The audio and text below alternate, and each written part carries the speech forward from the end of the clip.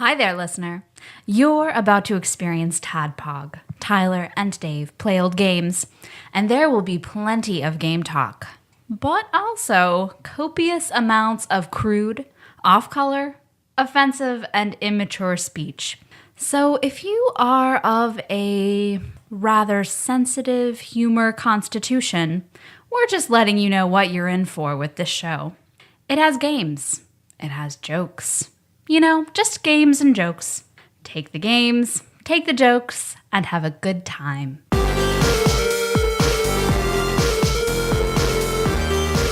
Hello, Internet, and welcome to another TADPOG podcast. That's strong. Yeah. It's a show where two guys talk about old games. Man, you're killing me over here, man. This is like crazy. Well, I feel like we're going to bring a lot of energy for this episode. This week, I can do. This week, we're continue our Ready Player One series with the game Tempest. Tempest. Now we need like the drop of like Tempest sounds. Gravedigger jumps 18 cars, crushing 6 infants when he lands. It's Sunday. Sunday. Oh, man. One day only. Tempest. But it is Other Shit Monday. So, yeah, Ready Player One. It's a book. We're going to keep it rolling, talking about the arcade and Atari classic Tempest. Well, I'm your bearded host, Tyler. And I was talking to Dave because we were both like, what are we going to talk for our intro story? Mm-hmm. And I was like, well, let's do kind of a group. You and I will do together like an intro story that's also personal experience and friendship/relationship advice. Yeah, oh, great. You didn't really text me back a whole lot about it. So No, I didn't. Because you sent that text to me probably an hour ago. And I was like, well, I'm probably not going to be able to come up with anything, so we'll just see what happens. Well, that's fine, whatever. Because I've had like the same group of friends most of my life. And once people get added on, usually that's just it. So I was a latecomer, though. You were college, but it's still been like 12 years now. I was your setzer, I feel like. There you go. But of course, like Ashley Shake at Fist Puncher fame, we've been best friends since like 3rd grade. With Josh Nance of Uniracers fame since 6th grade. Mm-hmm. With Jacob York of Wolf Fighting fame since I was a freshman in high school. And then you came on when I was a freshman in college. So maybe I'm like your Mog. Maybe not Setzer. Yeah. Maybe Mog. Well, see, I met you before at Apex, but I missed the chance to have you join my party then. So I had to get you a second time. So then you are Mog. Okay, great. There you go. Great. I love it. I'm fine with Mog or Shadow. Yeah. Either end of the spectrum. Yeah. And really what I've noticed, while my friends always stay around, girlfriends tend to come and go. And one kind of behavior that I've always noticed, I'm guilty of it, and it frustrates me when I see it. I think most of us have figured it out now, but if your friends want you to go out and do something, and you don't feel like going for whatever reason, don't blame it on your significant other, because then everyone's going to think your significant other is awful and hate them, and it leads to way more problems. Are you bringing this up because I didn't want to play Super Mario World with you tomorrow? Nope. Nope. But you didn't really like blame it on Nikki. Like you didn't like, oh, she won't let me go, blah blah. No, you were honest about why you didn't want to play, and that's always totally cool. If a friend of mine is honest with me, like if they were like, I just don't want to go. I just don't feel like it. I'm going to be mad and upset for a little while, but I'll get over it. Eventually. When they lie and just make something up and blame it on the significant other, that's going to last way longer. Like the most recent. Yeah. I'm going to go with the most recent. Okay. All right. That I've seen of this was. Well, Josh was supposed to record with us last time. Yeah, he didn't, so he gets thrown on the grill. We're just slamming Josh's face in this flat top grill right now. I think we'd all gone to see some movie, a bunch of us. Then we were going to IHOP afterward, because our movie theater and IHOP are very close to each other. And IHOP's great. 24 hours, and it's good. If they want to sponsor us, I'm totally okay with that. them or Taco John's. I feel like we're closer to Taco John's. I don't know. We kind of tweeted back and forth. Exalted Lord Mike and I kind of like tweeted at Taco John's, and they were eerily silent. I think they're done with us. Okay. So they actually listened to the show. Okay. They were like, I think the guy who runs Taco John's Twitter was like, I don't have any way to work any marketing into all this like diarrhea talk. But like after the movie, we were all going to IHOP, and we look over at Josh. We're like, let's go to IHOP. He just, I'd really like to go, you guys, but I can't. Nicole is making me go to this bonfire like 2 counties away. What, she's making you go to a bonfire at like 11 right now? You have to go to a bonfire, like drive all 2 counties over to this bonfire? Yeah, I really don't want to go, but it's really important to her. Okay, Yeah. well, all right, see you, Josh. So the next day, I see Nicole. I'm like, so how was that bonfire last night? She looked at me really perplexed. She's like, what bonfire? And I'm just like, fuck, Josh. Josh, it's been so many years. We've been over this so many times. Why couldn't you just say, I'm tired. I don't really want to go eat an omelet right now. Do you think maybe he was talking about a different Nicole? Nope. Maybe it was. He can only have one friend named one name at a time. Otherwise, he just gets all confused. Yeah, okay, that makes sense. That's a good policy. I use that at work sometimes. Like I work with a guy named Tyler. I'm like, nope. Sorry. I go talk to my boss. I'm like, you need to fire this Tyler guy. If the other one drops, then I'll let you know. But no, sorry, we're full up. I'm pretty sure I saw him jerking off into the water cooler. Pretty sure you really? fire up. No, not really. I was going to say that'd be pretty. I mean, you could see that in the water cooler. Like if you had like the big vat of community lotion, maybe not, but like you're going to see that floating in the water cooler. Then he did the whole George Costanza thing. He was like, "Was that wrong?" We didn't fire him, so I don't. But now he knows. So like if Josh had said, "Yeah, I don't really feel like going," I would have totally forgotten it. It would not be a thing I'd be talking about right now. But because he said he was going to a bonfire 2 counties away, I'm going to remember that and that shitty excuse for the rest of my life. And now it's on the internet, so now it's just out there forever. I have a question for you. Mm-hmm. Did he specifically say 2 counties away, or did he name the county? He named a county. Okay, because I was about to say that should have been a warning flag. I don't know. I got to go to a bonfire. Where is it, Josh? 2 counties away. I want to see that that excuse algebra in his head. See, 1 county away, that's pretty close. That's close. They wouldn't Yeah, like that. I can make it back in time. 3 counties away, that's quite a journey. We'll say 2 counties away. 2 counties away. Sometimes I will plan an excuse. Not sometimes. Quite frequently, I'll plan an excuse like way in advance, so I can just pull it out. It's honestly most of it's like. I mean, no one from work is listening, I'm sure, but usually it's at work. It's and I have a lot of time to come up with excuses because I'm frequently like 2 to 3 hours late to work, and I don't know, I haven't been fired yet, so I don't know what that's about. I say frequently, but it's like once a month I will be straight up rolling in at 10 o'clock. I'm supposed to be there at 8, and I shower in the morning, and I can't skip that. And the worst is like when I wake up right at 8, right? Because it's like, it's 8 o'clock. Shit, I'm supposed to be at work right now. Well, time to get in the shower. So then I'll just get in the shower and shower like normal. And the whole time I'm in the shower, I'm like, all right, let's plot this excuse out. Let's see what we can do.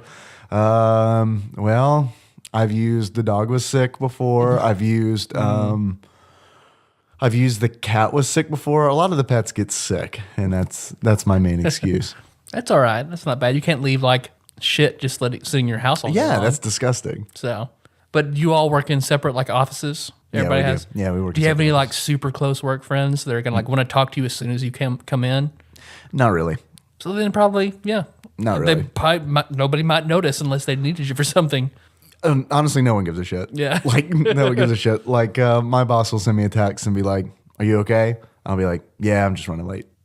And then it finally got to the point where it was happening so often that now I'm just honest with them. Like, I'll just walk in and be like, "Yeah, I don't know, man. I just didn't get out of bed."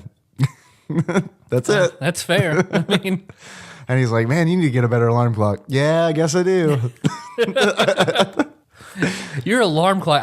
I've stayed the night at your apartment many times back in the day, and your alarm clock is perfectly fine. Oh, yeah. I would hear it from a different floor for about 30 minutes before I would go up and wake you up. Nikki can attest to that. She actually set my alarm clock to not go off on Saturdays and Sundays because I'm like a Friday night. I'm usually this is changing. I'm changing my lifestyle. But usually be going to bed at like, I don't know, 7 in the morning. And then like my alarm would be going off at 7:15. And I'm fucking dead to the world, man. And she's like on her day off, waking up at the fucking ass crack of dawn, being like, God damn it. I can turn this alarm clock off. But I threw Josh under the bus. So now you did. Now I've got to jump in front of that bus a block down the road. So I was guilty of this in high school with my high school girlfriend, who, granted, she was like incredibly jealous, and at one point, I think I've said it before, like she told me she just wanted to keep me in a jar in her basement for just her to play with. Yeah, I forgot about that. That's a little like American Horror Story. A little bit, yeah. It was. It wasn't a great relationship, but surprisingly, I wouldn't want to go somewhere with them to make her upset, and I was always trying to spend more time with her. It got to where my friends were. It was a struggle between my friends and my girlfriend, keeping both of them happy, because like her and Josh got along really well. Yeah. But like her and everybody else, yeah. Do you think I didn't know her because we weren't friends at the time? Do you think I would have gotten along with her? Yeah, I think you would. I think you would have been fine. Okay, good. That makes me feel better. Yeah. Eventually, I would just blame her like for a lot of stuff. If I didn't want to go out and do something, or if I thought it might make her upset, then like if I were to go, so then I would just tell them, no, she really wants to play Monopoly at her mom's house tonight, and can't really do anything. It's Monopoly Monday. Yeah. What are you gonna do? So that just added fuel to that fire of them already not liking her, to like everybody loathing her like so much. So then if she would come out with us, then it was just a nightmare all over again, because everybody's just glaring at her. She's glaring at it. Was just they're throwing Monopoly money at her. It's weird. She had a pretty rocking resting bitch face. So she's just always just, if you just look over, you swear like she's really mad at you. Nicole's resting bitch face is like, she looks like she's just like, maybe she's unhappy at whatever sandwich she's looking at. My high school girlfriend looked like she was like very, very angry with everyone. Ready to murder that sandwich. Yeah. When I first met you guys, and you know this, you played D&D like every night. We just ruined all of our GPAs when we found D&D. Like every night, to the point where I was pulling that shit. Because like I had pretty much just met you guys, and I was getting text messages on the daily. You down to play tonight? You down to play? To the point where it was like, fuck, man. I was thinking to myself, not really. And I don't really like know these guys like super well. I like them. I like them a lot. I definitely want to be friends with them.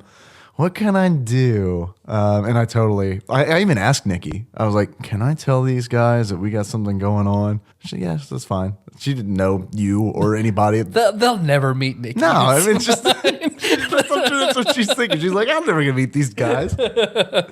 Well, she did. So I'm not trying to throw her under the bus. That's definitely throwing me under the bus. Because Because for a long time I was like, man, Nikki's just like, she doesn't like Dave doing anything. And we were like, man, Nikki's just, have you ever really talked to her? No, she must just sit in her apartment and just throw demands at Dave, and he says to stay there all the time.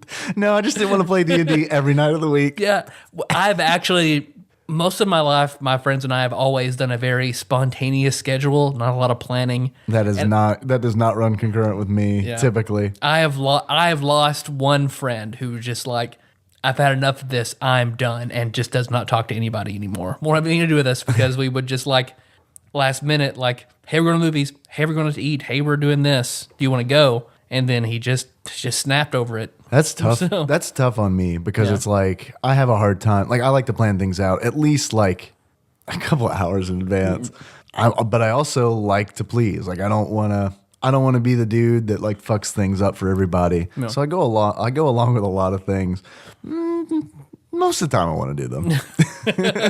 I feel like now that we've gotten older, it's gotten a lot better than it was. But like, yeah, in college, absolutely. I ran my game every night. Yeah. Every night. Yeah, you did. I mean, it was fun. A lot of fun. But it was a lot. It was a lot of gaming. I mean, that was your thing. Some people study in college. Some people drink in college. I think when I had a I had a 3.5 my first semester. Then Ramon of Super Bomberman 2 fame And Countdown's Corner fame. Countdown's Corner introduced us to D&D, and he still ran his game like once a week, maybe twice a week, but once a week. And then like once I learned how to DM, and then all people that lived with me, yeah, we gamed every night. I think I had a 0.5 my second semester. That's still pretty good, right? Academic probation, yeah, the whole spiel. I think you and I are both kind of like that. I think you to a more severe degree, but I'm definitely like this too. Like when we get into something, we really get into something. But I think you got more staying power than I do, because like you really get into something and like you're committed. That like that's your thing, and it's gonna be your thing probably for a long time. I feel like I get really into something and then like just fizzle out within a week or two. Like I've held on to D&D the longest out of everything. Yeah, you've been. Final Fantasy 11 was it for a while too. Yeah, but I think Final Fantasy 11 could be like under the broader umbrella of video games. Yeah. Man, I'm so glad I don't play that game anymore. Man, I've got fond memories of it, but man, I'm glad I don't play it anymore. Ready Player One, the book by Ernest Cline, a link to that Amazon. Yeah. the link to that Amazon link can be found in the show notes at tadpog.com. We'll have a link that refers you to a page. With Right, it's just a whole bunch of links on it. Yeah, and Ernest Cline's Ready Player One is going to be one of those books. If you use that link to purchase the book, we get a nickel. So use that if you want to read it. But reading Ready Player One has really made me want to play an MMO again. I might go back to WoW. Like I'm seriously considering going back to World of Warcraft. Yeah. I kind of don't want to, but Dave, what have you been playing? World of Warcraft. yeah. Did you play this week's TADPOG game? No. No. I watched a video on it. Is that fine? Good enough. I watched Paul play it. So. Yeah, I watched Paul play it, and I'm ready to talk about buttholes. Okay, let's go. I'm sorry, you're gonna have all the game detail, and I'm just gonna talk about buttholes and gooters. That's a sad twist. We'll be changing hats for that one, but okay. You gonna talk about Tempest now? I guess, man. This will be like the longest 3 minutes of our life. Yep. Before we get to calls. But, someone out there might have tuned in to hear about Tempest, so. I hope you liked our long rambling conversation about. I thought it was okay. I loved it. Yeah. I felt like I had a legitimate conversation with you. Yeah. I liked it. Maybe somebody will be like, huh, okay, I'll stop doing that. Maybe Josh will listen and be like, okay, I won't do it anymore. I'm your bespectacled host, Dave, by the way. There you Yeah. All right, we're done with intros. At like 30 minutes in, we're good. Do you hear that, Dave? Yeah, I do.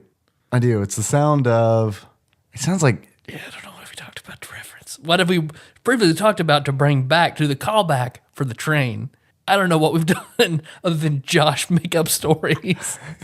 Yeah. That's that train coming from 2 counties away. Yeah, I hear a bunch of excuses coming from Callaway County. Sounds like. I hear like the crackling fire of lies and betrayal. And I also hear the disapproving look from a wife that's been used as a prop in an elaborate ruse to trick beloved friends.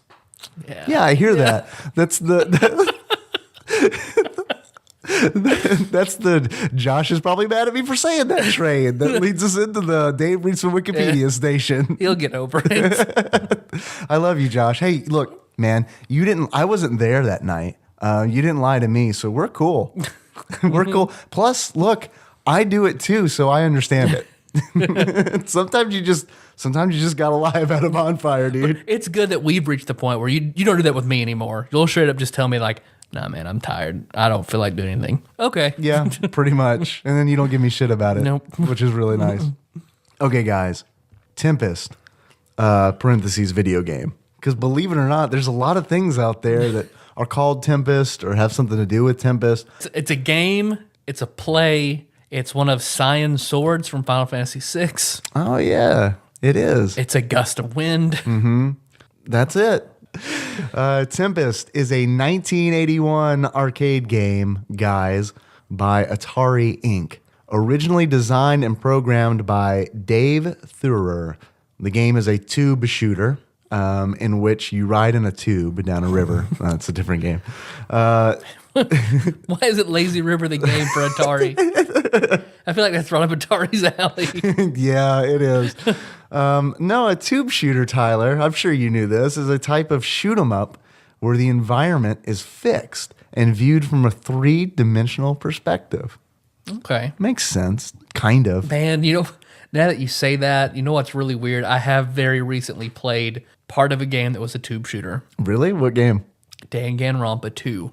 There is It's a tube shooter? There is because you don't shoot, you more of just maneuver. You more just snap necks. You maneuver in a tube. There is this one aspect of the game called logic drive, to where the logic drive is you're in basically like a tube shooter scenario where you're on a motorcycle and you're dodging the terrain and jumping, going all the way around the tube, and then like options will come up like, why did murderer use this weapon? And it'll give you several options, and you have to move in the tube to the point of logic you want to go that you think to reach a proper conclusion. I feel like Logic Drive is a sci-fi reference, but I feel like that reference is like just outside of my grasp. Like my fingers are just kind of grazing on it. It's there. But no, I'm sorry. I'm sure someone out there probably no, like Tony.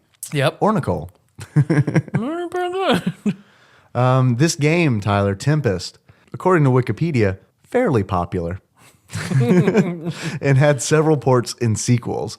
The game is also notable for being one of the first video games with a selectable level of difficulty.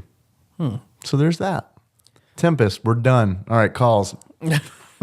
Well, because I'd mentioned that my parents like to play Atari when I was really young. Right. So last year for Christmas, I saw in Walmart the Atari emulator 50-in-1, just plug and play. I was like, my dad might actually like that. It has leftover it. It had a lot of the games he talked about. So I bought it for him. It was like $50. I gave it to him. He was like excited, and I was like, okay, we'll play this together some point in time. When I went to borrow it, because I wanted to know for Adventure and for Tempest. God, please tell me it's still in the box. If it was still just pristine. He had not even opened the box. It was just perfect. Yeah. So I was like, I'm gonna borrow this. Okay. What is it? Yeah, basically, because it had Adventure and Tempest on it. He had taken a big black Sharpie, and just written junk on the side of it. I don't know. Or like it's like in a big box, like this dumpster that said, it's just labeled, stenciled on the side, gifts that I hate. Shit my son didn't think about. That dick. Don't worry, man. My dad's got a big old box full of shit that I didn't think about either. Well, I guess it beats me burning him CDs for a long time. I like to pull that move. I don't burn CDs for my dad. I bought like a few albums for like Christmas and his birthday, and it's just like, it's stuff that I think he might like, but at the same time, it's more stuff that I like, and I'm like, I'm gonna help you be cooler, Dad. I don't know if anything. Buying gifts for my dad, it's easier for my mom, but for my dad, it's like I can get him all the standard dad stuff, and he's pretty pleased with that. But he's got tons of dad stuff already. I don't think dads give a shit. He doesn't really have any hobbies. Like in the future, like Kendall will be able to get me a video game, and I'll be really good with that. Right. But like, there's nothing like that to get from my dad. My dad's hobby is work, and I can't give him more of that. I've like given him as much work as I possibly can. So for a while, my dad likes Kitchen Nightmares, and he works overnight shifts. So I would just like burn him DVD seasons of like Kitchen Nightmares and like The Practice, the shit like that he likes for him to watch when he was working over. That worked for about 6 years. I like to think that your dad literally likes Kitchen Nightmares. Like he's brushing his teeth, getting ready to go to bed. It's like, man, I hope I have a kitchen nightmare tonight. Love him. Wish Todd could give me more. If I have a fucking wet dream, I'm gonna be pissed because I want a kitchen nightmare. I don't want a bathroom nightmare. I want a kitchen nightmare. That's weird to think about? You ever think about your dad having a wet dream? That's fucked up. You know it's happened. You know it's happened. I feel like we've had that conversation before because like something on TV and he was like, "Oh, you ever had one of those?" And I'm like, "No." And I feel like he told me like he had like the conversation is very hazy. He's like, I'm having one right now. And then things got really like psychedelic.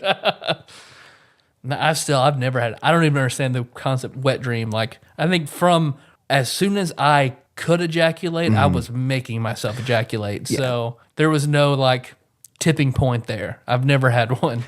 Yeah, it happened once for me. And Yeah. then like after that it was like, well, I mean, I guess that could happen, or I could just do it myself Do it and enjoy frequently, it. right? Yeah. So Tempest, there's tubes involved, much like a wet dream. There's a tube and shooting involved. Well, that emulator is strange because it had Adventure. You know, we played Adventure on it, and then it had Tempest. And whenever we clicked on Tempest and started playing it, it was really fucking weird because you're both like, really weird. This is the game, Right. This is what like people were like really enjoying. This is what Ernest Cline wrote about. I know. This thing. I could not believe it was in Ready Player One. Even like before because I'm not completely finished with the book. Before we started recording, I looked at you and I was like, we're positive this isn't the book, right? Because I'm really close to the end. I don't want to spoil anything. I'm really close to the end. I'm like, I must have missed the Tempest reference in the game. Because Tempest did not come out for the 2600.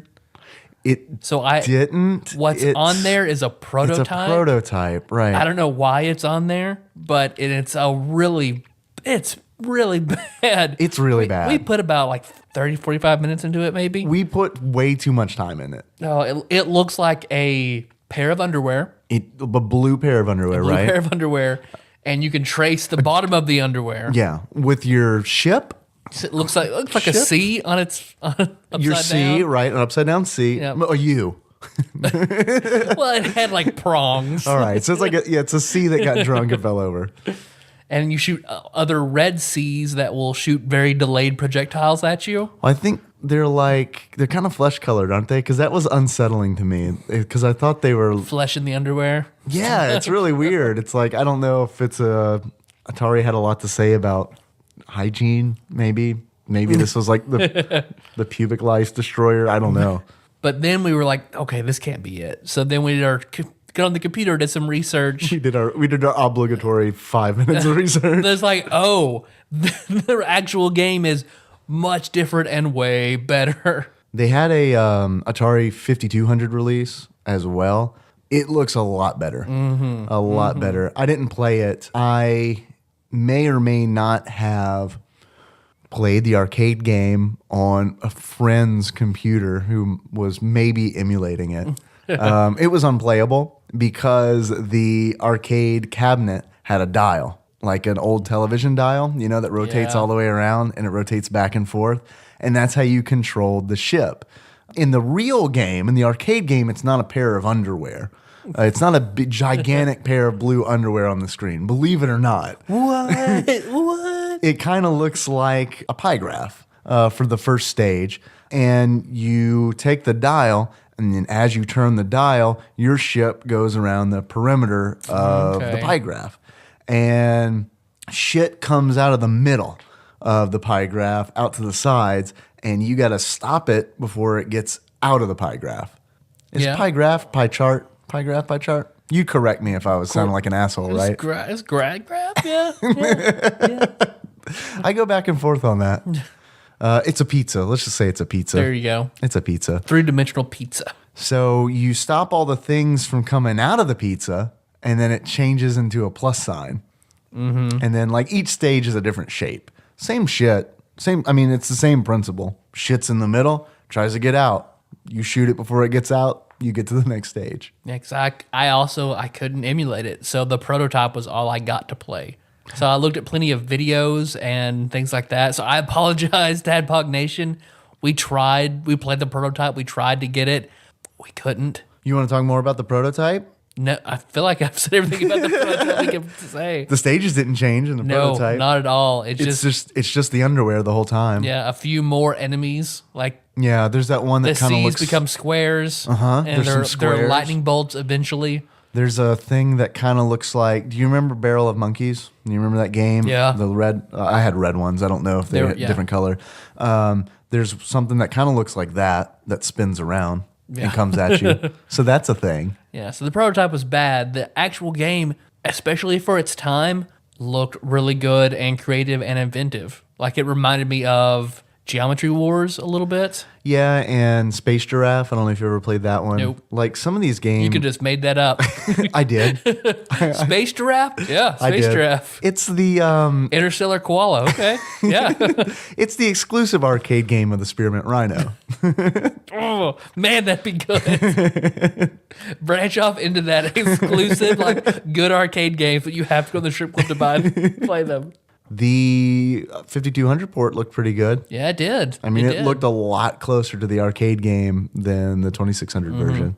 Was there a record of this game giving like epileptic seizures to anybody? Because that was like there's a lot of flashing lights and changing colors, all very rapidly, and stuff coming out at you and flashing. Like it was. I'd imagine like if I was little and played this on a big arcade, I would have gotten sick.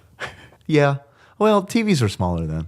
Yeah. Maybe it's like Boys were smaller, TVs were smaller. It's just a smaller world in general. It was a simpler time. Pepperidge Farm remembers when everything was smaller. Think for the whole damn world done ate a giant mushroom. I find it really hard to believe that people always say that people were smaller like 100 years ago. And I guess, right? I don't know. That's weird to me. Like 100 years of time would be enough time for us to like adaptively get bigger as a Well, species. you only want to fuck tall people. Well, I mean, but that's just me. That's just me. What about everyone else? Because what was I remember a study about Abraham Lincoln because he was considered like a giant back in the day, but he was only like 4'3". 4'3". Like he was over 6 feet tall, but the average height of a man back then was like 5'4", as opposed to now it's like 5'9". That blows my mind. Tony, why did this happen? We're getting taller and losing our hair. We're becoming closer and closer to like the weird aliens that we see on TV. Like we're just approaching that. Have you heard the theory that the aliens, the gray aliens, are us from the future? Have you heard that before? Probably true. Probably true. Probably true. This game was meant to be a 3D remake of Space Invaders when it was first developed. I can very much see that. They decided that wasn't a good idea and made it Tempest instead. They altered it to not be a Space Invaders remake. So I can see where this has a place in Ready Player One, but I'm ready for you. Once you get to it, it'll be better, I guess. I'm still knowing think it that is. you had the dial makes a lot more sense to me because in the book he plays the arcade. Like that's a very certain version of the arcade. Like they go into like serial codes. Like he plays a very specific version of the arcade. Interesting. So I can't wait. I've been loving the book. Spoilers for whenever we talk about the book. So I'm really excited to hear about Tempest. have you gotten to Pac-Man yet? Oh yeah. Okay, I thought you'd really like the Pac-Man. Oh yeah. that he does. Oh yeah. The Pac-Man stuff was great. No. Pac-Man stuff was great. Everything's been great. Well, there we go. We just did the Ready Player One episode. Yep. So really, We're sorry. I'm sorry. That's Tempest. yep. It's incredibly difficult to talk about a game that came out in 81. And that you can't really play unless you have one of the arcades or have a later version of the Atari that actually has the cart, which we couldn't get our hands on. I mean, better judgment would have said, just skip this game. But that's not how Well, we roll. didn't know that until we'd already said we're going to do Tempest. Because I looked on the back of that Atari emulator and we're like, okay, yeah, we can do Tempest. there. It's It's right on it. here. Let's talk about it and plan for it. Fuck it. Measure twice, cut once. Fuck it. You know what? You know what's better than Tempest? What? Shitload of calls we're going to do. Yeah. But before we do that, Tyler, Yeah. got a very important question for you. If you were to give this game some kind of beard, what kind of beard would it be? Would it be an ill-informed, rarely played with beard? It would be a beard that I sort of imagine to be real, Okay. which is the beard of Caliban from Shakespeare's The Tempest. I am an uncultured fuck who has never read nor seen the play Tempest. The Taliban is in it? The Taliban. Shakespeare was way ahead of his time. Wow. It was Caliban. Caliban. Okay. What was Caliban had a beard? I like to imagine he did. Like he's described as like sort of a monstrosity. So I imagine monstrosities pretty much have beards. Well, you have a beard, Tyler. You don't consider yourself a monstrosity, do you? I'm a monstrosity. I mean, you're not opening up to us right now, are you? You're not a monstrosity. The monstrosity of sexuality, Dave. All right, I'm not going to argue Make that. that on a T-shirt and I'll wear it. Monstrosity of sexuality. I would say you're more of a maelstrom. That's how I'll introduce myself when I go to church with Meg. This is the Reverend Mother Meg and her monstrosity of sexuality. We need to make you up a calling card that just says Tyler Holland, monstrosity of sexuality, and then your phone number. Chef and podcaster. Tyler. Yes, Dave. If you were to give this game a pair of glasses, what kind of glasses would you give it? I would give it the glasses of Prospero. Also, don't know who that is. Also a character from the Tempest. Oh, that makes sense. I'm so glad I wasn't like, okay. Oh, yeah, that's a good one. Yeah. Oh, man, Prospero's Oh, glasses. Prospero. Oh, man. That's a deep cut. Oh, shit. Jacob will be either outraged or like, oh, okay. Oh, that I'm not familiar with? No, it? just that we brought up the Tempest, period. Oh. And two of the characters. I think he'll be pretty indifferent. Yeah. He'll either be excited, disgusted, or indifferent. He'll be like, My money is on one of those three. he'll be like, well, at least I don't talk about fat chicks. Yep. Or the Holocaust. What kind of glasses would you give it? Prospero's glasses? Yeah, That's just Prospero's it? glasses, that's He it. wears glasses? Probably. All right, cool. I don't know, man. We're sorry, listeners. We couldn't really play the game, but it looked fun. This is actually a prototype episode. If you guys, there if you you guys, go. That's the one we actually did. We've been goofing with you the whole time. This is a prototype episode. If you like this a lot, then what we're gonna do is just stop talking about games, and we're just gonna talk about relationship advice. Yep. So let us know what you think. And Shakespeare plays. Now one of us kind of knows. That one of us read in high school. Do you have any achievements for this game, Tyler? No. Okay. All right, moving on. I got one that's called Tempest in a Teacup. Oh, nice. And I really like that. And in order to unlock Tempest in a Teacup, you play it on a small television. You play it on Abraham Lincoln's television because they were smaller back They're then. smaller. They were. They really, really were.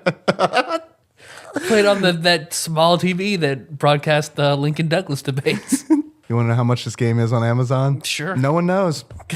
Can't find it. This is great. We're doing really good on this one. Yeah. Well, thanks for listening, everybody. Anybody call us for the last time? No. For the last time. We're shutting our number down. We might not have a website anymore. The content police is going to take our website away.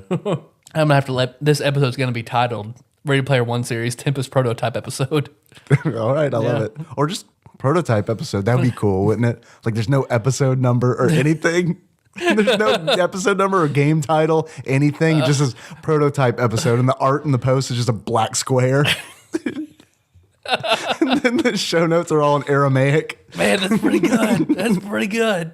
They'll really think that we planned this. Well, I'll record myself on YouTube reading The Tempest, and that's the only show note link. Man, we should have done that instead of this episode. That's probably more useful. Somebody had brought back how they missed TADPOG theater, so we could actually do TADPOG theater. Oh, shit. We got a text message, Tyler. Mm-hmm. We got a text message from 515 that says, "Hey, Tadpog, what was the story or joke or whatever that caused you to use the warning at the beginnings and to apologize to everyone? It keeps bugging me, and I really want to know. Colon, open parentheses. It's a frowny face, but I'm going to count it as a colon. It's a true Tadpog text message because there's a colon in there. Do we want to talk about that? We can. I talked about it on the Final Fantasy football group. I think it was the episode before Kirby's Avalanche. We addressed it, but it was the episode before. I can't remember exactly which one. Because, yeah, we had a long talk about it on the drive back from Dragon Con, which is right before Kirby's Avalanche. We said something that a personal friend... I said something. Well, something was said on the show that upset a personal friend. And that's the big reason. We don't like to upset our personal friends. Strangers on the internet, that's fine. That's one thing. Yeah. But a personal friend, maybe not so much. And then it was just kind of one of those things where it's like, well, our show is a little We didn't know where it was rough. going to go. Yeah. Like we could see where it could potentially lose listeners.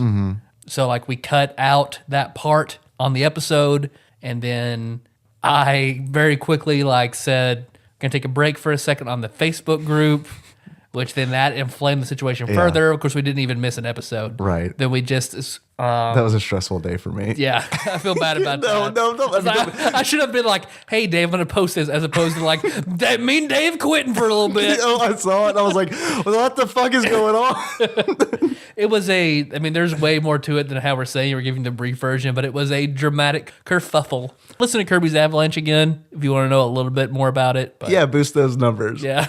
And it didn't help that I was giving you shit because, like, I didn't know that you were legitimately like, I was at work and you sent me a text message about this, about what you said, being concerned about it.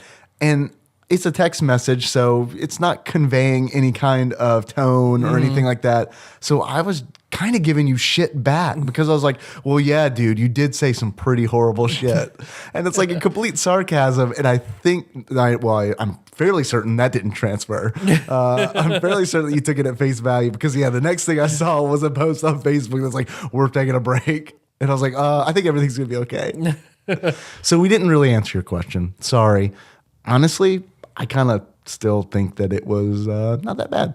But Yeah, it was just a friend overreacted, tried to start some shit, and then I overreacted trying to recover, and then basically we all just had to be like, just fucking forget fuck about it. it. Yeah. Fuck it.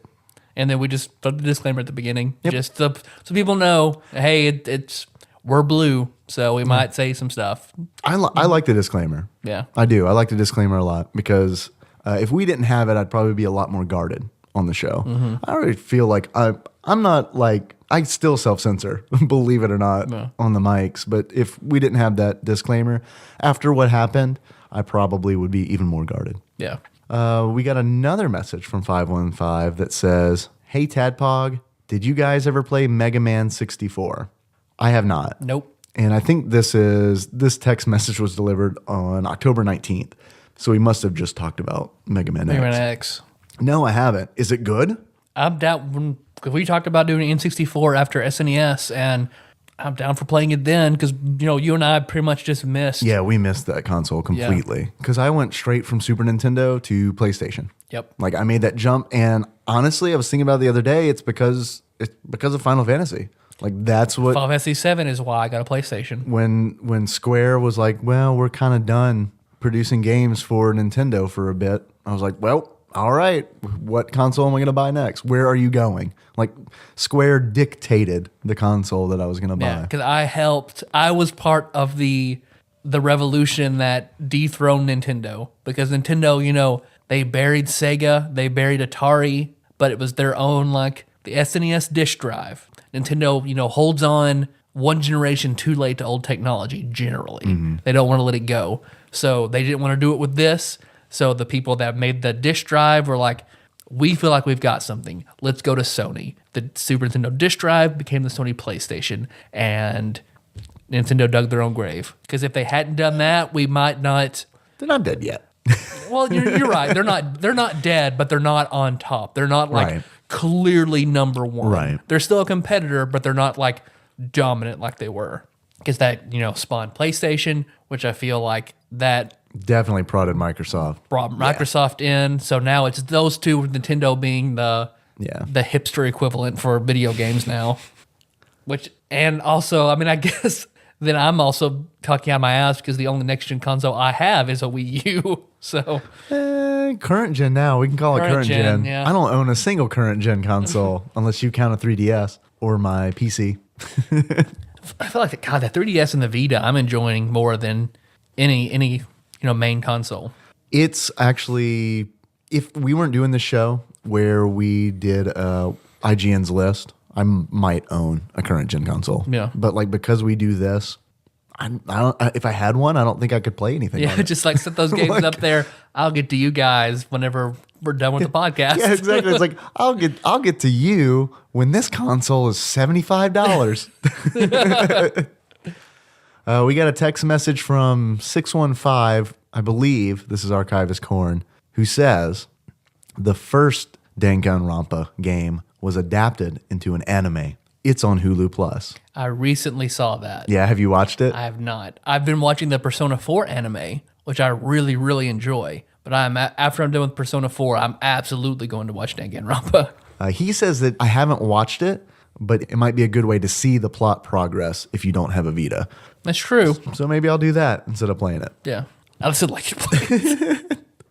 Or maybe I'll just watch an episode and be like, gauge whether or not I think it's too weird. Do I want to try this? Right. That's fair. All right. We got a text message from 270. That's our area code. They say, Tyler and Dave, in parentheses, thank you. New listener to the show, and I'm completely hooked. Well, you were until you heard the prototype episode. Sorry about that. They say, I enjoyed today's episode. I don't want to put any blame on this person. They're not talking about this episode. This text message was sent October 20th, so probably Mega Man X. Hearing what you guys are currently playing. Oh, okay. It was that episode. Okay. They got to hear me go on about Danganronpa. Yeah. I'm wondering if Tyler has played Final Fantasy 14. Nope. I have not. I wish you would. If you got into Final Fantasy, I kind of wish you would. Like, I don't want to see your life death spiral. Like, it might if you played Final Fantasy 14. Because it's just like, man, I'm finally clean from MMOs. So, I mean, it would take something. I've said it before. I think I could only play another MMO if it were a Fallout MMO. Other than that, like a straight up legit current Fallout 3 New Vegas type system, and that I would have to play. Other than that, I just can't see myself going back. I used to think that might be a possibility, and it might still be. Like that, something like that might actually happen for Fallout. But I feel like after the kind of flop that the Elder Scrolls MMO was, I feel like that gave the shot of a Fallout MMO. Like, I think a couple people were probably like, maybe we wouldn't want to do that. The Elder Scrolls is just like, I mean, I was glad they did it, but at the same time, it's like a lot of MMOs fit in that vein. Like the fantasy? Yeah. Why don't do something different and have like, that way you can include the whole mythos of the Fallout series and have like a United States. And I think that would have been amazing and different. But they did, fantasy, World of Warcraft owns fantasy. Why? I don't know why they even thought they could compete, but. I played Final Fantasy 14 with Nikki. And then we kind of both stopped playing. I played a little bit after her, but I think my thing with MMOs now is like, I don't want to play an MMO that none of my friends are playing. You know what I mean? It's like if I don't know anybody, well, let me rephrase that. Because even if I know somebody casually, I need a friend. I need a close friend to play an MMO with me. Otherwise, I'm not interested.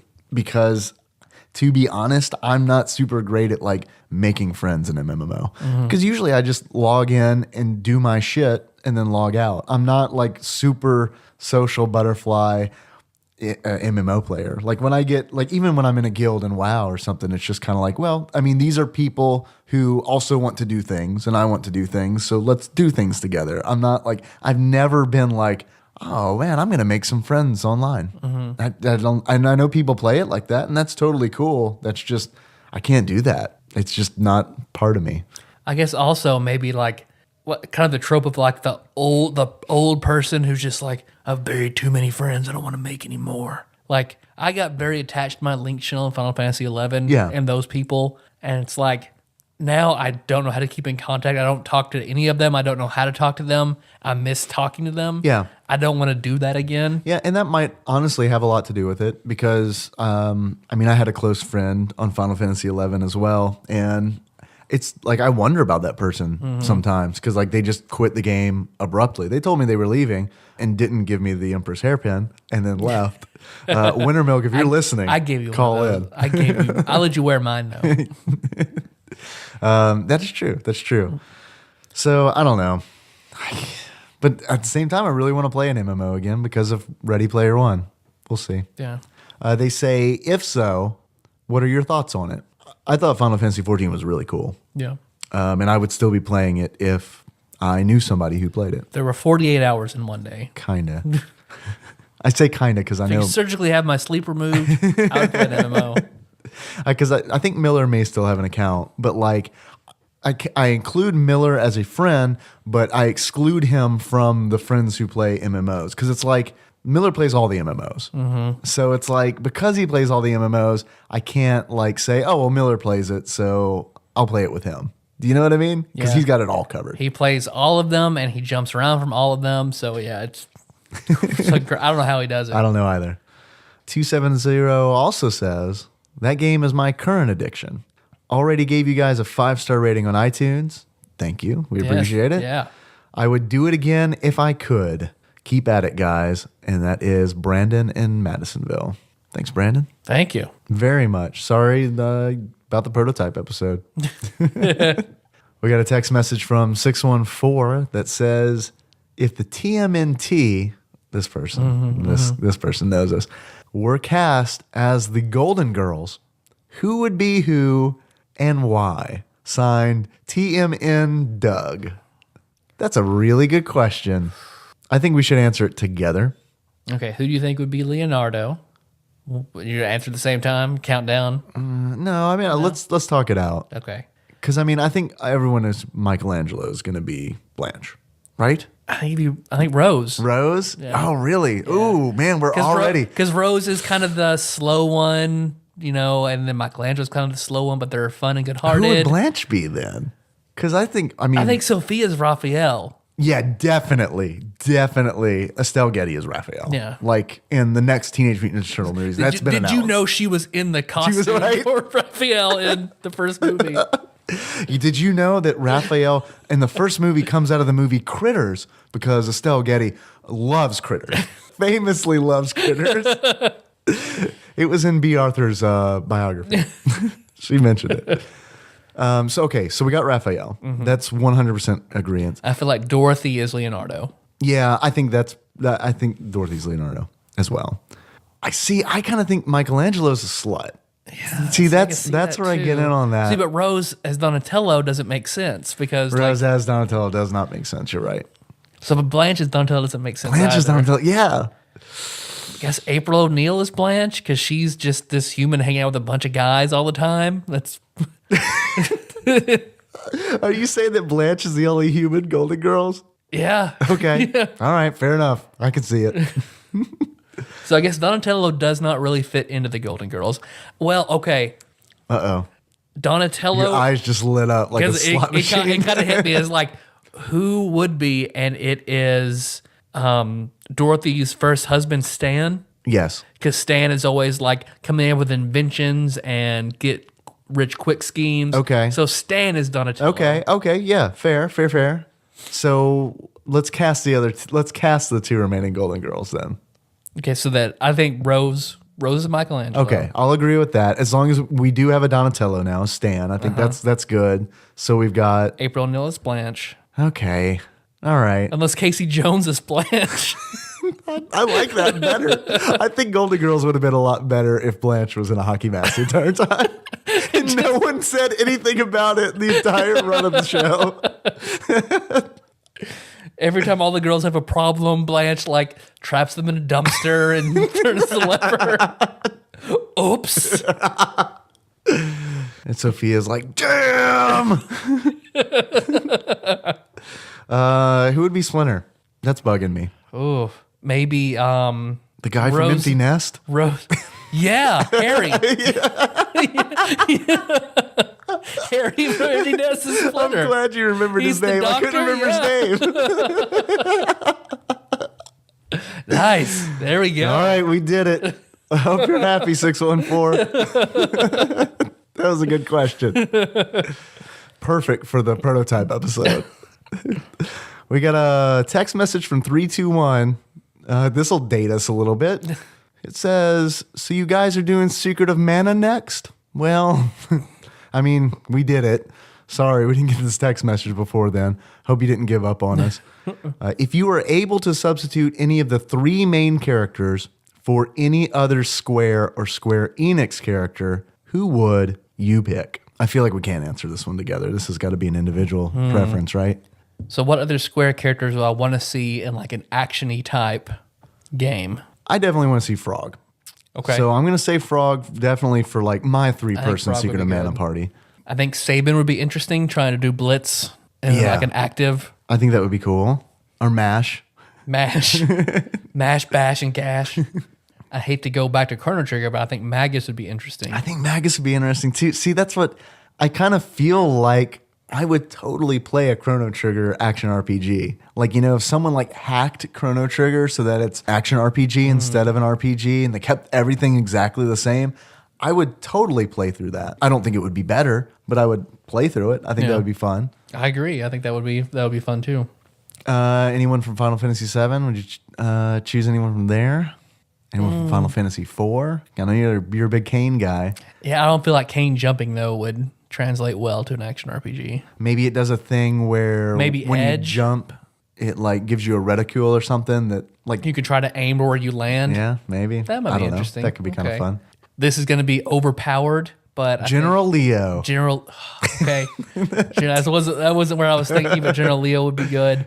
I think Orlando from Tactics would be fun. Oh, yeah. That way, then you're aiming all the different, like you press a different button for the different holy sword technique that you're trying to aim. I loved Mog. Mog was one of my favorite characters. I think that'd Inputting be kinda buttons fun. to do dances for different effects. Yeah, or it turns into like a little rhythm section that's done totally better than the fucking Boshi race. Where's Mario? Yeah, there's Mario or Mallow. Mallow and Gino. Okay. There's a lot of good options. Yeah, that's good options. Not a lot of new ones. Well, we stuck pretty classic on that. Yeah. I'm trying to think of like a little more recent. But no, I don't think I'd include any like Lulu or anything like that. I haven't really loved anything Square's done in a while. So, Yeah. All right. Well, we'll end it on a bummer. yeah. Got a text message from 580. He says, small intestines, sphincter, bloody diarrhea. Okay. Now, Where's your duodenum, 580? it's important to notice that he didn't spell colon out. He used the typographic symbol. So that's pretty clever. Here is an actual voicemail. Are you ready to hear another Yeah. human's voice? Oh, man. Because I haven't in so long, Dave. I'm a robot. You constructed out of Pringles cans. You're my Hal. You're just a red light on the other side of the table. Hey, TADPOG, it's John Sullivan calling. It's been a long time since I've called. It has been. Just listened to the Earthbound episode. It got me thinking. I was wondering if Tyler, how fast do you think you could beat Earthbound? Like if you've ever tried to speedrun it. And then just wanted to see if there's any games that you guys enjoy. Just sitting down to, memorize the patterns and you just like to speedrun it and play it really fast. Or if you don't, what games do you really like to sit down and play for the story? Like to take your sweet time with. So, love the show, you guys. Been listening. I'm still listening, still loving it. And keep doing what you're doing. Glad to hear that you're getting all the iTunes reviews and more listeners are tuning in. So, pretty sure you're going to be up at the top not too far from now. Thanks, guys. Keep it up. Bye. Thanks for calling. If our prototype episode takes off like we expect it to, we're definitely going to be at the top. Thank you, Color Mage, John Sullivan. Color Mage John Sullivan, whom I still have his art that he sent, and I'm not giving it to anybody. I mean, it would just make the best Tadpog prize. I'm not sharing it. You win the Tadpog prize. We did a drawing and I won. Oh, look, check that out. I bet I could beat Earthbound in 12 hours. But I wouldn't. Good God, that's fast, But man. I wouldn't want to do that. It's not a game like I want to rush through. Anytime I play it, I really like. The next time I play it, I want to do a 100% completion run because I've never done it. It's on my video game bucket list is to have a 100% on Earthbound. So would Earthbound fall into the category of his second question is what game do you take your sweet time with and enjoy the story? Absolutely Earthbound. A game I like to speed run, and I've mentioned it before on the show, like Link to the Past. I used to speed run and beat that every single day during the summer. Well, Super Punch Out, I know you used to do that a lot with too. That is the only game where I would really time myself and try to get better. I've never been a big speed run guy. Yeah. I really have never been a big speedrun guy either, except for Super Mario Brothers 2. Yeah. When you pulled out that old ass Nintendo Power, Where Sean Baby was like interviewing some guy, yeah. and the guy was boasting that he could beat Super Mario Brothers 2 in 24 minutes, and I was like, I could do that. I remember at the apartment where you and Brendan of Axelay fame lived. I remember watching you. You stood up the whole time right in front of the TV and beat it in like 20 minutes. It was, I don't know if it was 20. I mean, because I remember being You beat like, his time, though. Yeah, definitely beat his time by at least a minute margin, which I don't even know what the record is. Probably a lot. 8 minutes. Yeah, it's probably like exactly, like way under 24 minutes. But still, I beat that guy and I was proud. I am ashamed to say that I have been, Color Mage John Sullivan asked about memorizing patterns. I have actually been playing a lot of Pac-Man, and I have been memorizing patterns. Yep. And it does have to do with Ready Player One, because that whole section on Pac-Man made me want to play Pac-Man and made me want to play Pac-Man well. Yeah. So, yep, I've been memorizing Pac-Man patterns. I mean, I've forever memorized every Boxer and Super Punch Out. Like, I'll never, 20 years from now, I'll be able to sit down and still play that game like I do right now. It's just, it's so ingrained in there. Muscle memory. So I guess I'll also mention that Color Major Don Sullivan's project, it's in beta testing, Mario Italiano. His game. That's a big fucking deal. It's a big deal. That's a big fucking published deal. on, I believe, iOS and Android. I think that's right, yeah. And so hopefully we'll be playing that soon, do a show over it, have Yeah. him come on and do an interview with him about it.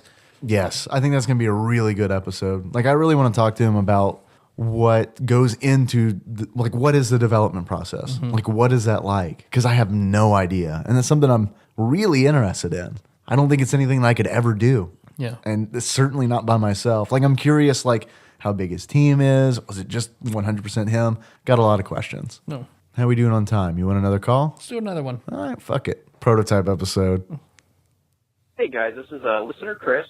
I'm calling with a question. It's pornography related, not Great. video game related. There's been a lot of porno talk on the show Thank lately, you. so that seems appropriate. Somebody gets I'm totally us. fine with that. I was wondering if you guys, as kids, had any experience with watching scrambled porn on your cable channels. I can remember about 91, our cable system didn't upgrade. We got a whole bunch of new channels, and the most important one was channel 99, which was scrambled porn 24/7. Since it was scrambled, it kind of looked like you took a film negative and put it in the microwave, kind of melty, and the colors were wrong. But if you watched it for like 5 minutes straight, you were guaranteed to get about 10 or 15 seconds of unscrambled porn, where you may be able to see a green boob with a gray nipple, which, you know, when you're 12 is plenty good. Perfect. When you're So 12. this seems to have been a pretty universal experience for people our age. I met some guys in college from Wisconsin, and you know, talk turned to pornography as it does, and they started telling me their stories about this. In Green Bay, where they were at, they had a cable box, and if you put a penny in the channel up button and a penny in the channel down button, they were able to watch their scrambled pornography. They had a great name for it. They called it the Squigs, and that just stuck with me forever. So I was calling to see if you guys had any experiences with the Squigs. I didn't have access to pornography hidden in a creek under a rock, so Squigs is what I had. So anyway, keep up the good work, and I'll be listening. Thanks. Thank you, listener Chris. Yes, thank you, listener Chris. I love a good pornography question like that. The Squigs, Tyler, you got any experiences with that? The Box. It's a channel called The Box, and it was a cable channel. All during the day they played music videos, and at night they played softcore pornography. You could watch it fine, the music videos during the day, but then, you know, they cut it off. You had the subscription for the Box nights. So one of my friends had like messed with this cable box where it would, you know, come in squiggly, and that's where we would jerk off at his house to the squiggly box. I've never jerked off with a friend. That should have been my intro story. Don't worry, I have jerked off with too many friends, so we even out. It's like I was sitting here, I was like thinking, like you said that, and I was like, my God, man, how many friends has Tyler jerked off with? You're the only one that I haven't. Well, now I feel slighted. That's the screening process for getting a guest host on. I have to jerk off with them. I can't wait till we have Taryn on next time. I was fortunate enough to have HBO when I was a kid. We also had Cinemax, which I know my dad got just for the softcore porn that was on there. We had that when I was probably 10. So I got my fix there, but it also like inspired me to seek out the darker shit. So all of my experience with the squigs. I mean, David Duchovny making his Red Shoe Diaries, was that enough for you? All my experience with the squigs was kind of just like, this is just scrambled softcore porn. I'm going to go back to the porn that's in the creek. You weren't in the Southern Baptist Christian household that made it where pornography of any kind was too hard to find. Yeah, it's weird, I guess, because like this might be the same for everybody. I mean, when I was younger, my parents were a lot more liberal. And as they got older, they got more conservative. And it's weird because my parents are the opposite. Really? Mm-hmm. I can't imagine like them being okay with their child viewing pornography now. You know, it's just, it's not like your sister got no pornography. Yeah, poor thing. It's not like I flaunted it or anything. It wasn't like I was like, I'm getting out of bed in the middle of the night to watch all this pornography. Yeah. But it was also one of those things where it's like, my dad caught me a few times and it was like, not a big deal. I mean, it was more like go to bed as opposed to you're grounded for 2 weeks kind of deal. It was just like Josh's dad. Right. Okay. So okay. No real experience with the squigs other than finding out that it was all softcore and being very disappointed. I needed that hard shit. Yeah. 11-year-old Dave's got to have something to watch. We got another voicemail. We got a bunch of them. Let's do one more. This is from 580. Oh, shit. Forgot I was calling. Hey, TADPOG, it's me, drunk Kyle here. Excellent. I'm on my way home. Just driving back, dropping my kid off with his mother for the weekend. And I was just getting into my thoughts here as, like, what got me into this situation here? The answer is the rhythm method. And what do you call a woman who practices the rhythm method? A mother.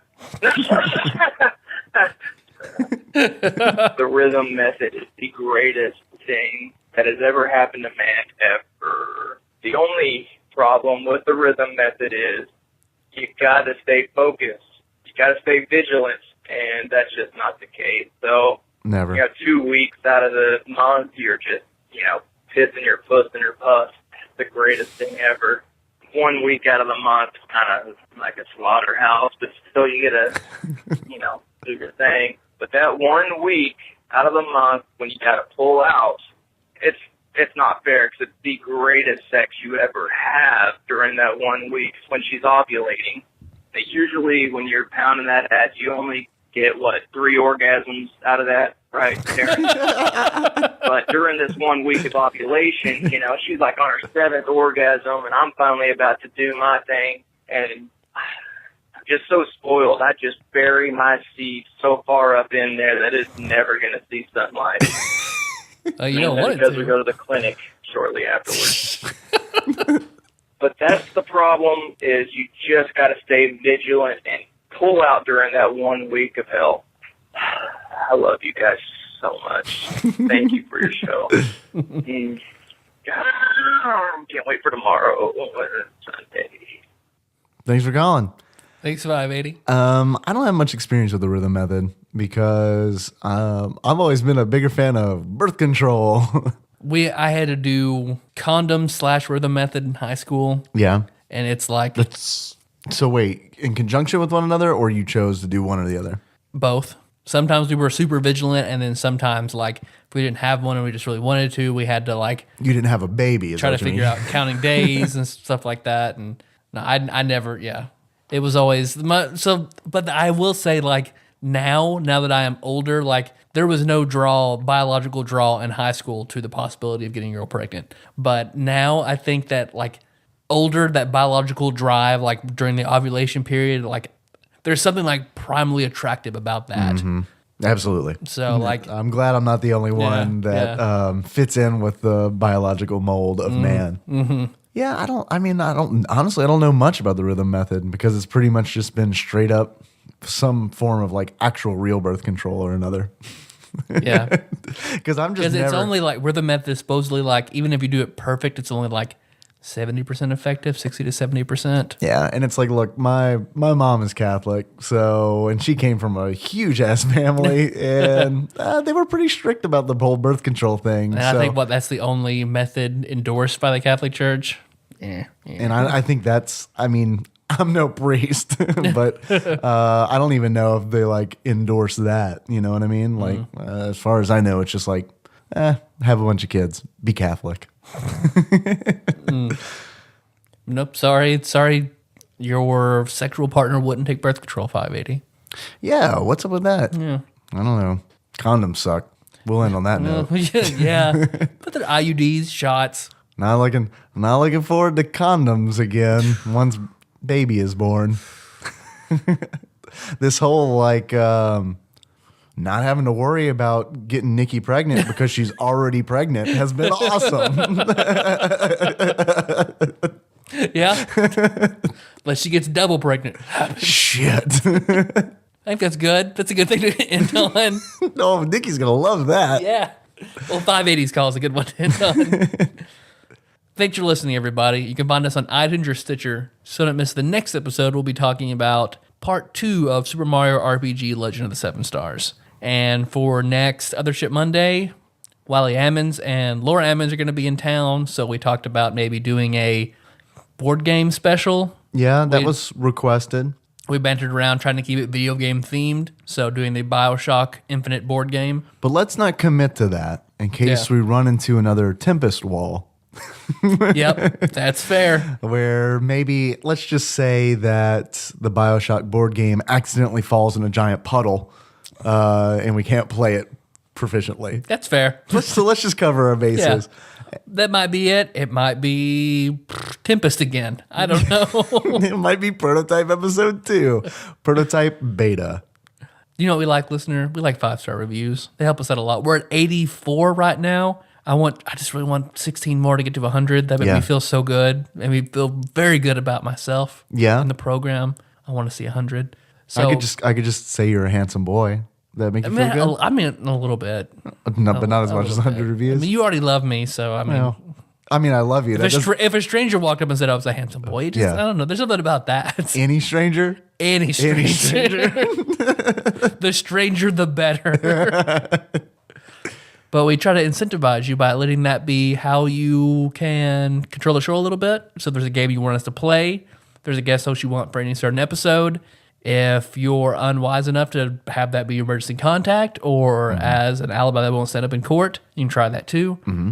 Really, the first two are where you want to be at. Probably. So a game you want to play, a guest host, put that in your 5-star review. And we promise that we will get to that eventually. Don't worry, guys. Like Tyler said, we're going to be back. We're going to be throwing more friends under the bus that maybe lied about a bonfire. Yes, Josh, I know it's you. It's cool. Nicole will hear this long before you. You may hear this like a year down the road, or Nicole may say something like, hey, they talked about you on the episode, and you'll listen to the intro, in which case you're not hearing this right now. So this is the perfect opportunity. We can say anything about Josh we want, but we're not gonna because we're your friend. Remember that. In the meantime, you can always find us on tadpog.com. That's where the show notes are. That's where all the secrets are going to be posted in Aramaic. And Tyler's going to have his wonderful performance, not portrayal. That could be a portrayal of Caliban. Fuck it, it's a portrayal of Caliban. My biopic. And I'll be I can't remember that guy's name. Prospero. Prospero. Yeah, that doesn't sound made up. Perforatorio. You can also find us on Facebook. We are at facebook.com/tadpog. There are a lot of cool people on there, and they are doing a lot of cool shit. Tyler will normally post the episode there, and that's a great place to leave comments. I have not been active on there. I apologize. I'll try. I'll really make an effort. Well, maybe not. You can also find us on Twitter. We are at tadpog_podcast. It's cumbersome. I realize. Thank you for hanging in there. And thank you for everybody who's retweeting and tweeting at us. Chandra, We don't have a title for you yet. We haven't forgotten. But I wanted to say thank you. Well, we talked about one. Well, we talked about a few. Which one are Yeah. you thinking about? Aztec goddess, Aztec queen. Aztec goddess queen. Clearly, we haven't landed on anything. Yeah. How's that suit you? Yeah. Let us know. We thought about going more Aztec with it. Let us know if you like that or not. We don't know why. I honestly don't know why. Thank you for tweeting at me the dick cozy that you had knitted for somebody, because Tyler, she under no circumstances does she want me to wear the beard that she knitted for Kenna on my gooter. She made that very clear and said that she had knitted a dick koozie before. And I replied, "Is that a thing?" And she proved it to me. Well, that's a thing. And let me tell you a little story about that. I was at work today and I was on Twitter and I was like, what the fuck is this? What's this dick koozie? And like I clicked on the photograph at work. I've got a very big iMac. Like the screen is very big. When I sit at my desk, something happens in the top left corner, I have to turn my head and like look at it. So it's like I can't take the whole screen in just all at once. So I click on this dick koozie pic, and it goes up full screen on my monitor, and my computer fucking freezes. It freezes. And for too much dick for that iMac to handle. If for a moment I'm like, I'm gonna have to set this computer on fire. Cause like I'm hitting like I'm like trying to like close it like frantically, and I'm like, oh shit. And then like I swear, like my office is sandwiched in between the owner's office and my boss's office. So it's like at any given moment, one of them may just like pop into my office and be like, oh hey, you looking at like genitalia wardrobe? What's going on? So I just had a little freak out moment, and then finally remembered, I can just turn this fucker off. So I just turned the computer off and then turned it back on and did not get back on Twitter. So thanks, Chandra. We'll come up with something. Let us know. See, I want her and Nicole to make an Etsy shop together. And it's got a complete juxtaposition, because Nicole does, Sean Miller had named this Old Rugged Cross Stitch, and she does Christian related cross stitching on an Etsy store. And then but sharing the same space with Chandra, who does erotic knitting. Man, that's got a nice ring to it. Yeah. Erotic knitting. Mm-hmm.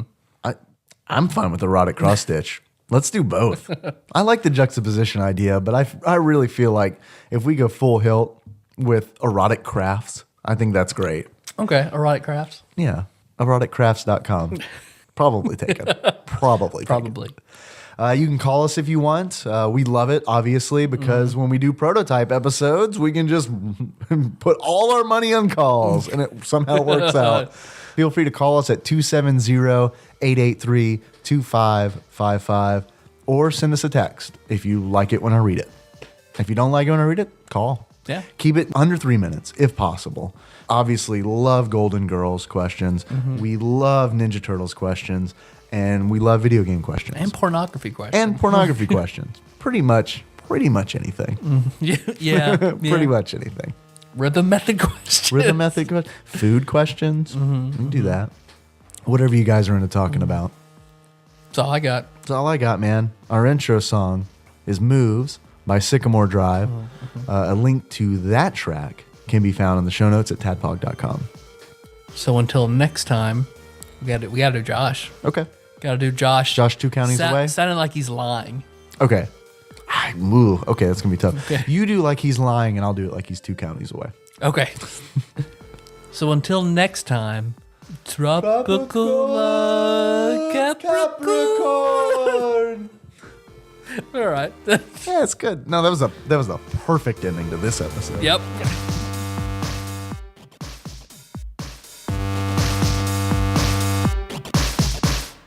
The monstrosity of sexuality day.